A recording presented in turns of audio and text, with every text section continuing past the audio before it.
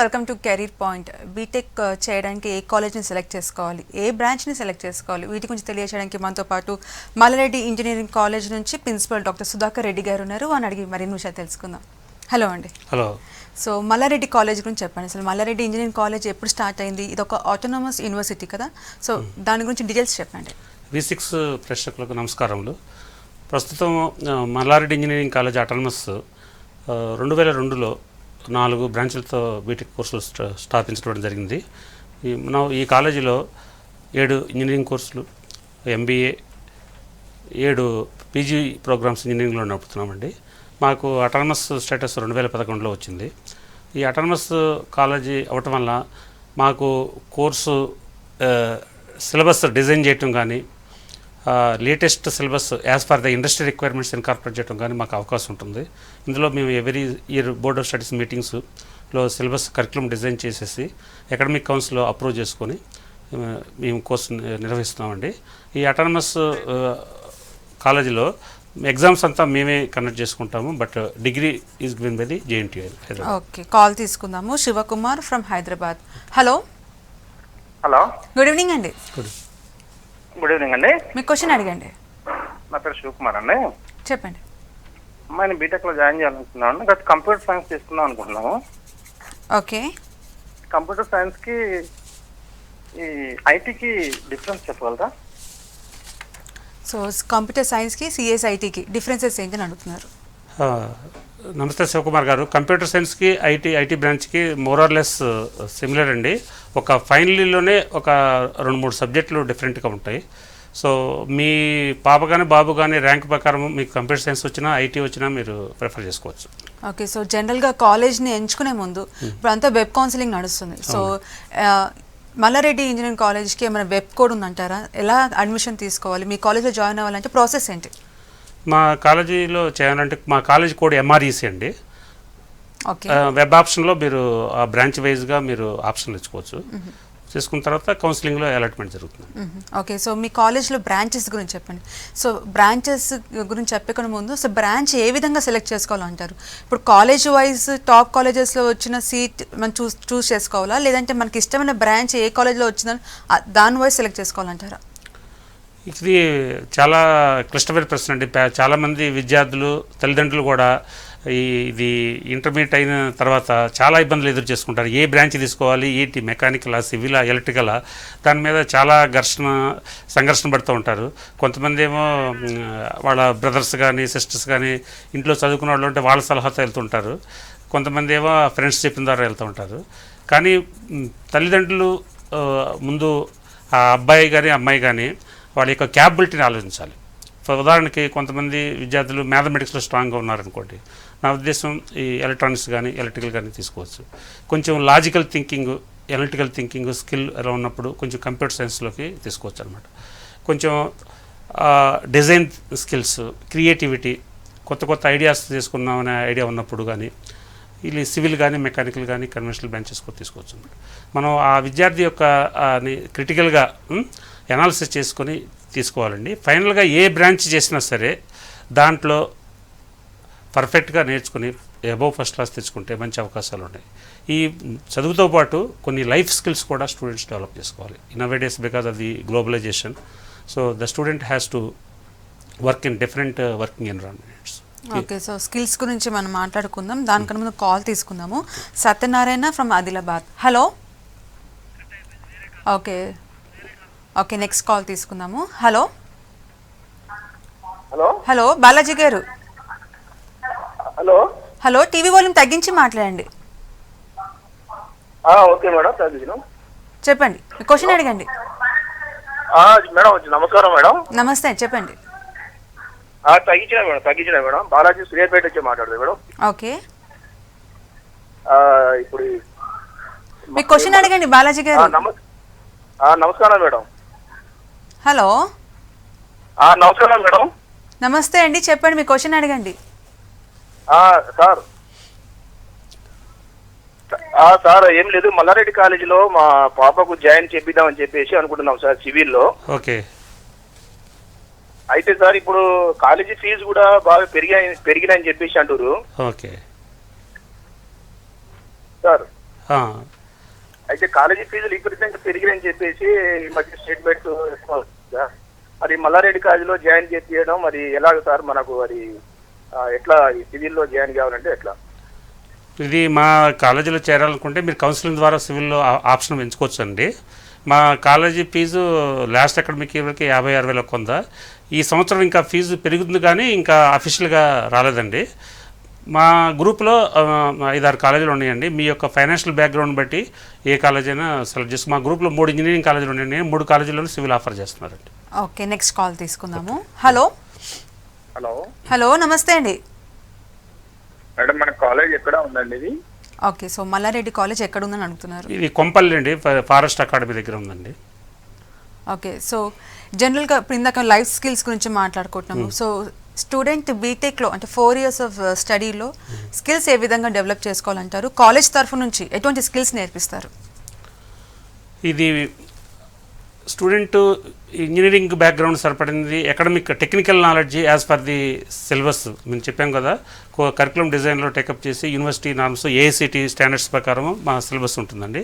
దీంతోపాటు స్టూడెంట్ ఇండస్ట్రీలోకి వెళ్ళిన తర్వాత ఎలా కోపప్ చేయాలంటే కొన్ని లైఫ్ స్కిల్స్ తోటి ఇతను బాగా నేర్చుకోవాలండి. ఈ త్రూఅవుట్ 4 years కోర్సులో presentation skills, communication skills, how to interact with others, రేపు ఒక ఇండస్ట్రీలో చేరారంటే అతను సుపీరియర్ తోటి ఎలా డీల్ చేయాలి, సబార్డినేట్స్తో ఎలా డీల్ చేయాలి, తర్వాత presentation how to send A project proposal ఎలా తయారు చేసుకోవాలి, ఒక హైయర్ అథారిటీకి కొత్త ఐడియాస్ వచ్చినప్పుడు ఎలా చేసుకోవాలి, ఇవన్నీ 4 years కోర్సులోనే నేర్చుకోవాలండి స్టూడెంట్కి. ఇది ఒకటి టెక్స్ట్ బుక్లో ఉండేది కాదు.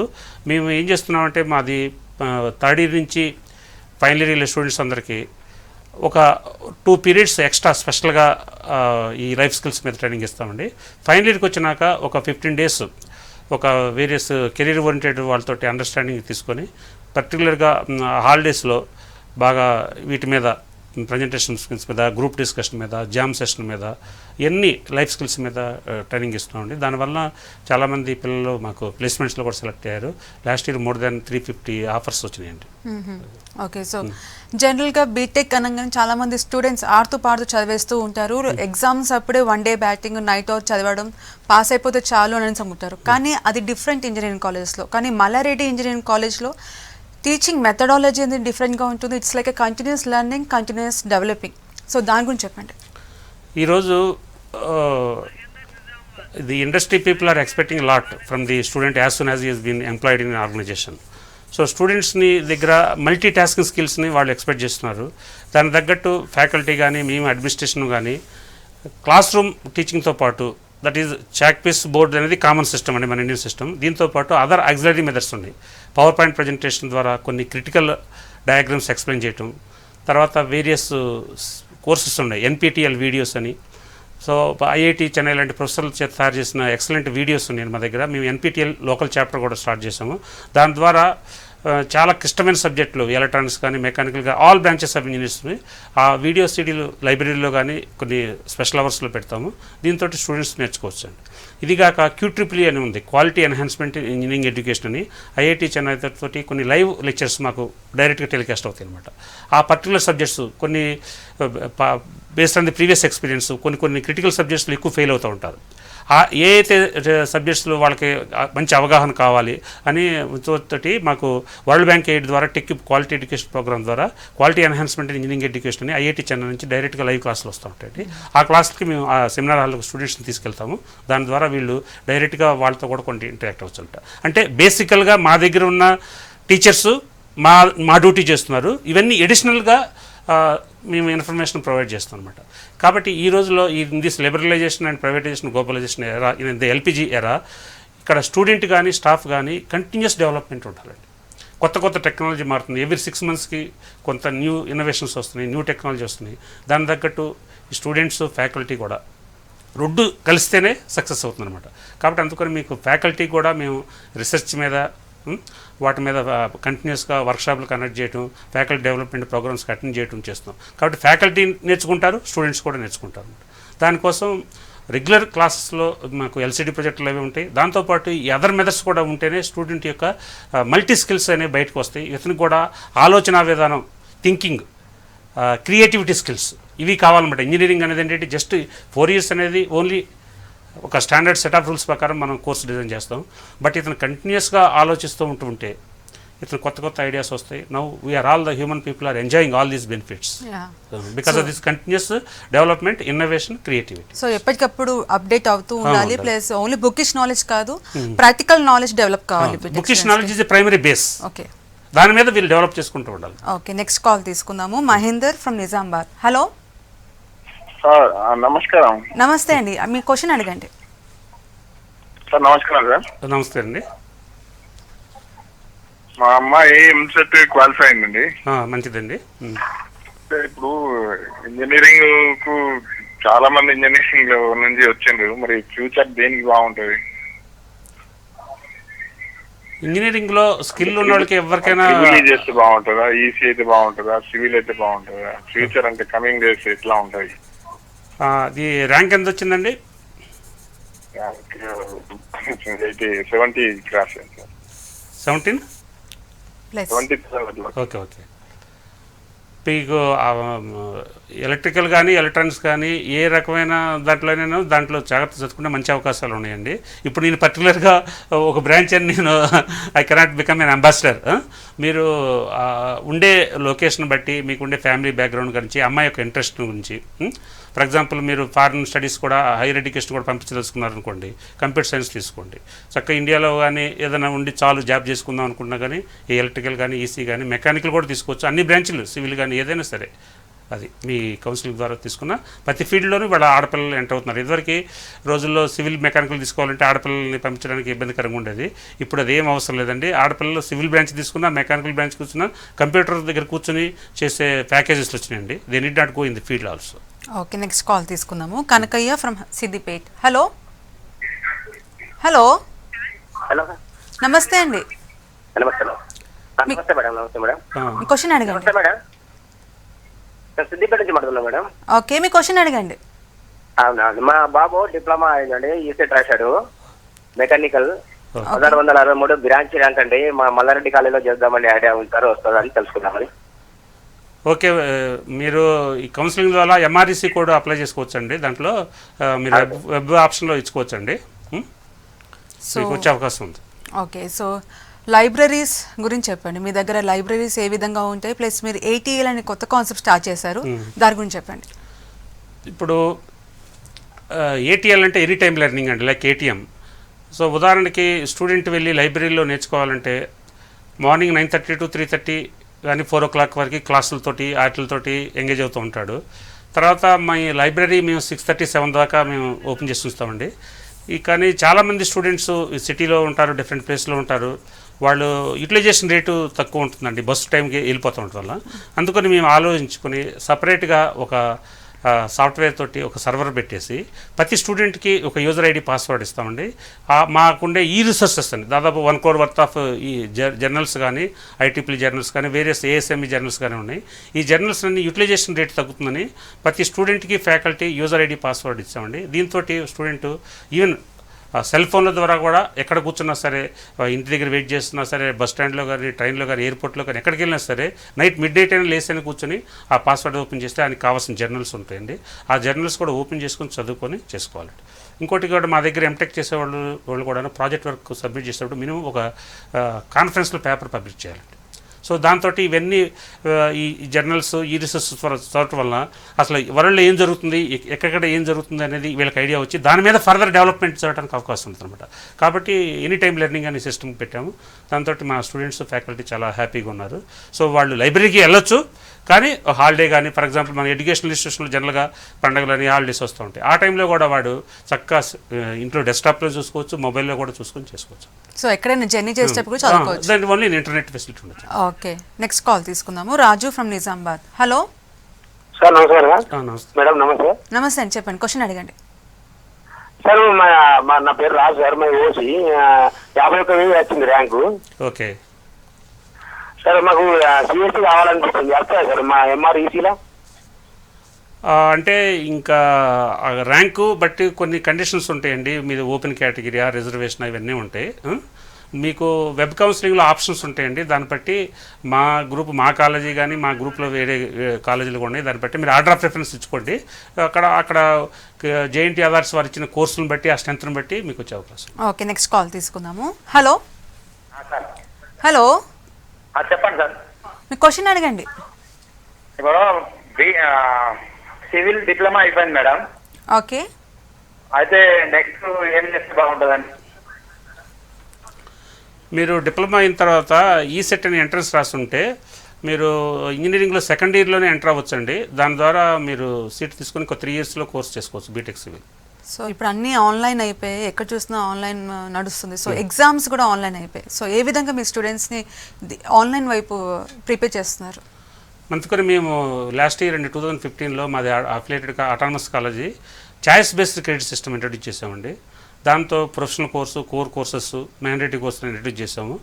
ఈ ఆన్లైన్ ఎగ్జామినేషన్ కోసం ప్రాక్టీస్ చేయాలని మేము మిడ్ ఎగ్జామినేషన్స్ కంప్లీట్గా ఆన్లైన్ నడుపుతున్నాం. 500 కంప్యూటర్స్ ఉన్నాయి. ఎట్ ఏ టైం వీళ్ళు ఆబ్జెక్టివ్ ఎగ్జామినేషన్ ఆన్లైన్గా చేసుకోవచ్చు. ఓకే, నెక్స్ట్ కాల్ తీసుకుందాము. Sai Teja from Adilabad. Hello hello, good evening. Good evening అండి, మీ క్వశ్చన్ అడగండి. హలో సార్, నాది 10th అయిపోయింది సార్. ఇప్పుడు ఓకే, 10th లో నాకు 9.8 GPA వచ్చింది. ఓకే.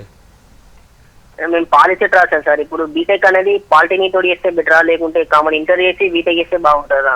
కొందరు అంటున్నారు ఇంటర్ చేసి డిప్లొమా చేసి బీటెక్ చేస్తే గెట్ లో క్వాలిఫై కాలేరు, సబ్జెక్ట్ నాలెడ్జ్ చాలా తక్కువ ఉంటుంది అంటున్నారు. ఇప్పుడు ఎలా బీటెక్ చేస్తే ఫ్యూచర్ బాగుంటుంది సార్? మీరు డిప్లొమా చేసిన తర్వాత కూడాను లేటరల్ ఎంట్రీ సిస్టమ్ కింద సెకండ్ ఇయర్లో బీటెక్లోకి ఎంటర్ అవ్వచ్చండి. నీకున్న స్కోర్ తోటి మీరు ఫస్ట్ డిప్లొమా చేసుకుని తర్వాత ఇంజనీరింగ్లోకి ఎంటర్ అవ్వచ్చు. సో ఇప్పుడు మన గవర్నమెంట్ స్టార్టప్ మీద ఎక్కువ ప్రిఫరెన్స్ ఇస్తుంది, ఇంపార్టెన్స్ ఇస్తుంది, మేక్ ఇన్ ఇండియా వాటి మీద ఎక్కువ ఇంపార్టెన్స్ ఇస్తుంది. సో బీటెక్ చదివేటప్పుడే మీరు స్టూడెంట్స్లో ఎలాంటి ఆంట్రప్రినర్షిప్ క్వాలిటీస్ ఎన్హాన్స్ చేస్తూ ఉంటారు? అది స్టూడెంట్ని మేము థర్డ్ ఇయర్ ఎండింగ్ సెకండ్ సెమిస్టర్లో ఐడెంటిఫై చేస్తామండి. ఎవరైతే జాబ్కి వెళ్ళదలుచుకున్నారో those who want to go for job, ఎవరైతే కొంతమంది హైయర్ స్టడీస్కి వెళ్తున్నారో వాళ్ళందరినీ సెగ్రిగేట్ చేస్తామండి. ఎవరైతే ఫ్యామిలీ బిజినెస్ చేసుకుందాం అనుకుంటున్నారో, కొంతమంది పేరెంట్స్ వాళ్ళు జస్ట్ ఓన్లీ డిగ్రీ చేస్తారు, మా బిజినెస్ చూసుకుని అనుకుంటారు. కొంతమందికి based on the parental family background and income they want to start an industry entrepreneurship. వీళ్ళందరినీ ఐడెంటిఫై చేసి ఎంటర్ప్రెన్యూర్షిప్కి కావాల్సిన క్యారెక్టరిస్టిక్స్ ఏంటి, ఫెసిలిటీస్ ఏంటి, ఎలా స్టార్ట్ చేయాలి అనే దాని మీద మేము ఎంటర్ప్రెన్యూర్ డెవలప్మెంట్ సెల్ ఉందండి. దాంతో మేము జేఎన్టీ హైదరాబాద్ నుంచి కొంతమంది ప్రొఫెసర్లు వస్తారు, ఈడీసీ సెల్ నుంచి, వాళ్ళని ఇన్వైట్ చేసి అసలు ఎలా చేయాలనేది కొంత ట్రైనింగ్ ఇస్తామండి. తర్వాత రీసెంట్గా మేము ఇండియన్ స్కూల్ ఆఫ్ బిజినెస్తో ఒక టైఅప్ పెట్టుకున్నాము. దాదాపు ఒక 100 స్టూడెంట్స్ని వాళ్ళ సెకండ్ ఇయర్ లెవెల్లో తీసుకెళ్ళి 2 years ప్రోగ్రామ్ అనమాట. వాళ్ళకి ఒక 100 hours ఒక లైవ్గా ప్రోగ్రామ్స్ ఇచ్చేసి ఈ కరెంట్ ట్రెండ్ అంతా స్టార్టప్స్ కానీ, మేక్ ఇన్ ఇండియా ప్రకారం మ్యానుఫ్యాక్చరింగ్ సెక్టర్లో కానీ, ఈ క్రియేటివ్ ఐటమ్స్లో కానీ ఇంటెలిజెన్స్ని ఎలా ట్యాప్ చేయాలి, హౌ టు యూటిలైజ్ అనేది to create employment generation people, not employment seeking. ఆ విధంగా ఎంటర్ప్రెన్యూర్ స్కిల్స్ని చేస్తానికి మేము మా ఎఫర్ట్స్ పెడుతున్నామండి. కాకపోతే ఏంటంటే ఎంటర్ప్రెన్యూర్స్ అంటే అందరికీ ఆ ఇంట్రెస్ట్, ఆ జీలు ఉండదు. అంటే కొంచెం ఇండస్ట్రీ పెట్టాలంటే ఏమని భయం అని ఉంటుంది. కొంతమందికి ఒక 3 or 4 years ఒకసారి జాబ్ చేసిన తర్వాత అప్పుడు ఐడియా రావచ్చు. కానీ ఏదేమైనా సరే ఈ 4 ఏళ్ల పీరియడ్లోనే, ఈ 4 years కోర్సులోనే మా ప్రయత్నంగా అన్ని మల్టీ టాస్కింగ్ అనమాట. ఈ రోజులో కావాల్సింది స్టూడెంట్ కానీ, స్టాఫ్ కానీ, ఈవెన్ మేము కూడాను మల్టీ టాస్కింగ్. ఎవరైతే మల్టీ టాస్కింగ్ చేయగలుగుతారో వాళ్ళు ఈ ఫీల్డ్లో నిలబడతారు. ఆ విధంగా అన్ని రకాల ఇన్పుట్స్ మేము ఇస్తున్నామండి. ఇస్తున్న తర్వాత అది ఆ స్టూడెంట్ యొక్క జీల్ ఇంట్రెస్ట్ని బట్టి అతను ఫీల్డ్ సెలెక్ట్ చేసుకోవచ్చు. ఎంటర్ప్రెన్యూర్షిప్ కావాలంటే ఎంటర్ప్రెన్యూర్షిప్, జాబ్ కావాలంటే జాబ్, లేదా హైయర్ ఎడ్యుకేషన్ కావాలంటే అలాగా. ఓకే, నెక్స్ట్ కాల్ తీసుకుందాము. Anjaiah from Sircilla. Hello hello, hello, నమస్తే మేడం. నమస్తే అండి, చెప్పండి. మేడం, ఇప్పుడు మా అమ్మాయి ఎంసెట్ లో 55,000 ర్యాంక్ వచ్చింది మేడం. ఓకే, బైపీ స్ట్రీమ్ లో బి ఫార్మసీ చేయాలనుకుంటున్నాను మేడం. హలో హలో సార్, చెప్పండి. అమ్మాయికి 55,000 ర్యాంక్ వచ్చింది మేడం. బైపీసీ చేయాలి. ఓకే, సో ఇది ఇంజనీరింగ్ కాలేజ్ గురించి అండి, బి ఫార్మసీ గురించి కాదు, ఇది ఇంజనీరింగ్ కాలేజ్ గురించి. ఓకేనండి. సో జనరల్గా కాలేజ్ జాయిన్ అయ్యక ముందు చాలామంది పేరెంట్స్ ప్లస్ స్టూడెంట్స్ కూడా అంటే కాలేజ్కి క్యాంపస్ ప్లేస్మెంట్స్ ఉన్నాయా లేవని చూస్తూ ఉంటారు. అంటే క్యాంపస్ ప్లేస్మెంట్ ఉన్న కాలేజ్లో జాయిన్ అయితే వీళ్ళకి ఈజీగా జాబ్స్ వచ్చేస్తాయి అనేసి. సో ఎంఆర్ఈసీలో క్యాంపస్ ప్లేస్మెంట్స్ ఏ విధంగా ఉంటాయి? మా కాలేజీలో క్యాంపస్ ప్లేస్మెంట్స్ 65% ఉన్నాయండి. మోర్ దాన్ 40 కంపెనీకి విజిట్ చేశారు. ఈవెన్ ఫైనల్ ఇయర్ సెకండ్ సెమిస్టర్లో ఉండగానే చాలామందిని రిక్రూట్ చేసుకున్నారండి. తర్వాత మిగతా ఒక 25% they are going for abroad for higher studies MS. కొంతమంది ఎంటర్ప్రెన్యూర్షిప్ అలా వెళ్తున్నారు. ఓకే, సో జనరల్గా ఇంజనీరింగ్ కాలేజెస్ సెలెక్ట్ చేసుకునేటప్పుడు అది అఫిలియేటెడ్ టు విచ్ యూనివర్సిటీ అని చూస్తుంటారు, either it is OU or JNT. మీది ఆటోనమస్ కాలేజ్ కాబట్టి ఆటోనమస్ కాలేజ్లో చదివితే what are the advantages? Autonomous కాలేజీలో చదువుతుంటే జేఎన్టీయూ కంట్రోల్లోనే ఉంటుందండి. బట్ ఏంటంటే ఫ్రీడమ్ పైన కరికులం డిజైన్ కానీ కోర్స్ డిజైన్లో కానీ మాకు కొంత ఫ్రీడమ్ ఉంది. ఎగ్జామినేషన్స్ టైంలో అయిపోతుంటాయి. తర్వాత మా ఫైనల్ ఇయర్ బ్యాచ్ మొన్న 2016 ఏప్రిల్లో రిలీజ్ చేసాం. ఆల్మోస్ట్ వాళ్ళందరూ వీళ్ళు కంపెనీలో హ్యాపీగా జాయిన్ అయిపోయారు. తర్వాత మీరు ఎగ్జామినేషన్స్ కానీ విత్ ఇన్ టైంలో రిలీజ్ చేస్తాం. తర్వాత మా దగ్గర ఎగ్జామినేషన్ పోర్టల్ ద్వారా ఈ రిజల్ట్స్ డిక్లేర్ చేసినప్పుడు ఈ student pass percentage including marks కోత పేరెంట్స్ యొక్క సెల్ ఫోన్కి వెళ్ళిపోతుంది. That is the unique feature in our college. So ఈ స్టూడెంట్ అనేవాడు పేరెంట్ కూడా మీరు అబద్ధం చెప్పాల్సిన పని లేదు. ఇక్కడ మేము రిజల్ట్స్ సబ్మిషన్ బటన్ నొక్కగానే పేరెంట్స్ సెల్ ఫోన్కి వెళ్తుంది. ఓకే, సో రిజల్ట్స్ అయినా అటెండెన్స్ కూడా మొత్తం అటెండెన్స్ కూడా మేము డైలీ మార్నింగ్ 11 o'clock పంపిస్తామండి, ఈవినింగ్ 1:30 కూడా పంపిస్తామండి. ఓకే, అంతా ఆన్లైన్ సిస్టమ్ చేస్తామండి. Including office fee, examination fee కూడా కౌంటర్ దగ్గరికి ఎవరు రావాల్సిన పని లేదు. ఎగ్జామ్ ఫీజు కూడా మీరు 24 hours త్రూ క్రెడిట్ కార్డ్ కానీ ఏటీఎం కానీ కట్టచ్చు. ఓకే, సో నెక్స్ట్ కాల్ తీసుకుందాము. Padmalatha from Warangal. Hello. Hello, good evening sir. Good evening. Hello, చెప్పండి, మీ క్వశ్చన్ అడగండి. సార్, మా బాబు ఇప్పుడు ఇంజనీరింగ్ చదవడానికి ఉన్నాడు సార్. కాకపోతే ఏంటంటే 70,000 వచ్చింది సార్. అయితే ఏది తీసుకుంటే బాగుంటుంది సార్ బాబు? అది కౌన్సిలింగ్ ద్వారా మీరు వేరియస్ కాలేజెస్ ఉంటాయమ్మా. మీరు వరంగల్లో ఉన్న కాలేజీలు తీసుకుందాం అనుకుంటున్నారా, హైదరాబాద్లో ఉన్న కాలేజీలు తీసుకుంటాం అనుకుంటున్నారా? మీరు పోయిన సంవత్సరం డేటా చూసుకుని కంపేర్ చేసుకొని ఉన్న ఆ ర్యాంక్కి ఏ విధంగా వస్తుందనే దాన్ని బట్టి మీరు డిసైడ్ చేసుకోవచ్చు. అంటే ఇప్పుడు ఎలా ఉందంటే గవర్నమెంట్ పాలసీ ప్రకారం ఓపెన్ కేటగిరీ, బాయ్సా గర్ల్సా, ఇవన్నీ రిజర్వేషన్ కేటగిరీ ప్రకారం పాత డేటా బట్టి మీకు దగ్గరలో ఉన్న కాలేజీలు చేద్దాం అనుకుంటున్నారా, హైదరాబాద్ అనుకుంటున్నారా అని మీరు డిసైడ్ చేసుకొని దాని ప్రకారం మీరు ఉన్న కాలేజ్ సెలెక్ట్ చేసుకోండి. ఓకే, సో జనరల్గా బీటెక్ అయిపోయిన తర్వాత చాలామంది స్టూడెంట్స్ జాబ్స్ లేవు అని చెప్తూ ఉంటారు.